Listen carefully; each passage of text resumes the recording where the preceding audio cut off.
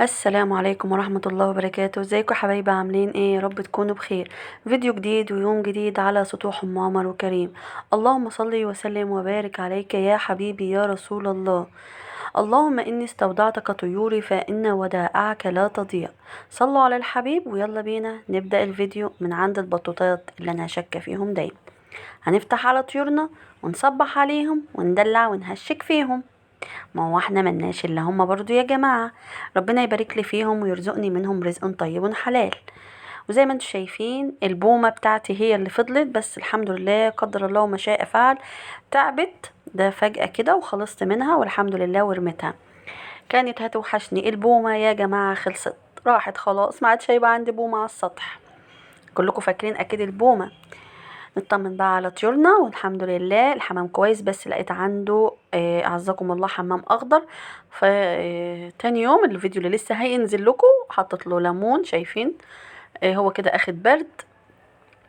زي ما انتم شايفين بقول لكم مش عارفه والله هعمل ايه، خلاص انا تعبت والله، انا شاكه فيه اصلا.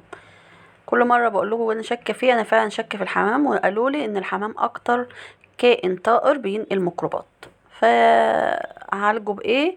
انا العلاج طبعا عندي خلص، فابتدي بقى ادي اعشاب. فالنهارده نزلت له بليمون وحطيت له ليمون في الميه، وهنجرب وهجيب فيلاجين. وان شاء الله هنبدا مع بعض العلاج بقى اللي هو ايه المقويات بتاعه الطيور بقى، اللي هي الكالسيمات والفيتامينات والحاجات دي. بسم الله ما شاء الله. زي ما انتم شايفين كده انا بقى ايه حطيت لهم ياكلوا الفطار بتاعهم بقى. البط الصغير ده يا جماعة ضر اكيد معايا ومعضم كده ومسعزع مزعزع زعزيع. فان شاء الله ممكن بفكر كده يعني، مش اكيد اجيب لهم علف عشان يشدوا حالهم معايا. بس شجعوني وقولوا لي ما تجيبيش يا ام عمر، خسارة فيهم. وصلتوا معايا لحد كده؟ حطوا اللايك وما تنسوش تحطوا اللايك ثم اللايك يا حلوين. ودول البطتين كانوا معزولين، بس هما دلوقتي طلعوا السطح خلاص وبقوا كويسين جدا والحمد لله تم شفاهم على خير، وبقوا في وسط الطيور الحلوين بتوعنا. الكتكوتات العسل بتوعنا اللي بيحبوا العيش موت موت موت. هاتوا العيش يا جماعه وحطوا للطيور، ما تخافوش والله مش هيسمنهم ولا حاجه. عم طلبه عم طلبه عم طلبه. هم البطتين انا كنت نقلتهم خلاص من الحباسه جبتهم هنا، بس انا طلعتهم الايام دي على السطح خلاص. الايام اللي جايه ده بيقولوا جاي شتا وسقعه يا جماعه. الله يرحمك يا غالي، قتلتك بايدي، قتلتها بايدي، الله يرحمك يا بومه. كنت غاليه عليا يا اختي وبتعالوا عزوني يا ولاد.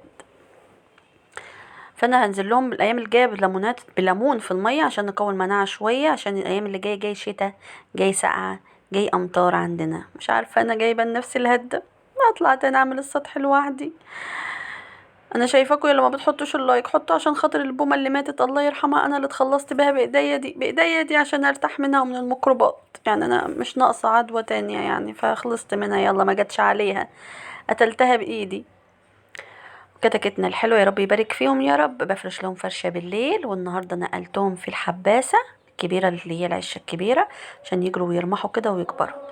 طبعا انا ما برجحش تربية البوكسات او البطاريات او الحباسات، ما برجحهاش لانها ما بتكبرش زي الارض جميل. فانا مضطرية، ما عنديش مكان ومضطرية.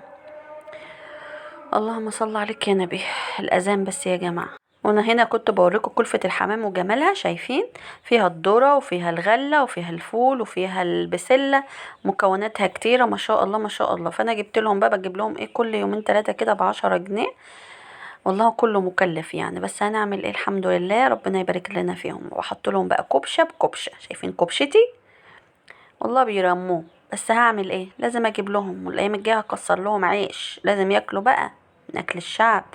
لو وصلتوا معايا لحد الحته دي كلفة الحمام قولوا له احنا وصلنا معاكي لكلفة الحمام، وحطوا اللايك والتعليق الحلو منكم. ودي الحلوه بتاعتنا اللي نايمه على البيض، يا رب يرزقني منها. نشوف بقى نختم بقى من عند البطوطات الحلوين بتوعنا دول. هو مش حلوين ولا حاجه، بس جملوني جملوني. متنسوش تحطوا اللايك، انتوا حرين.